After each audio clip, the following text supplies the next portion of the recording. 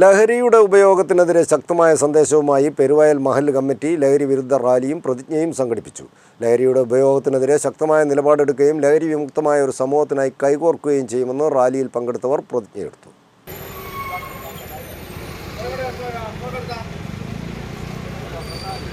ലഹരിയുടെ ഉപയോഗത്തിനെതിരെ ശക്തമായ സന്ദേശവുമായി പെരുവയൽ മഹല്ല് കമ്മിറ്റി ലഹരി വിരുദ്ധ റാലിയും പ്രതിജ്ഞയും സംഘടിപ്പിച്ചു.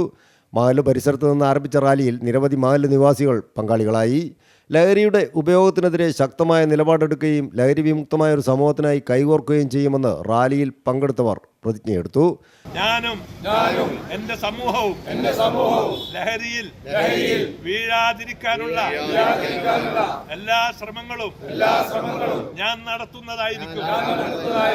മഹല്ല് സെക്രട്ടറി കെ മൂസമൗലവി യുവാക്കൾക്കിടയിൽ വർദ്ധിച്ചു വരുന്ന ലഹരി ഉപയോഗം സമൂഹത്തിൽ സൃഷ്ടിക്കുന്ന ഗുരുതരമായ പ്രത്യാഘാതങ്ങളെക്കുറിച്ച് സംസാരിച്ചു. പെരുവയൽ മഹല്ല് ഖത്തീബ് ബഷീർ ബാഖവി, പെരുവയൽ മഹല്ല് president P K Moideen Koya Haji, K Asainar, Kunhamath Musliyar, K Moideen, P K Muneer തുടങ്ങിയവർ പരിപാടിയിൽ സംബന്ധിച്ചു. News bureau, Mavoor.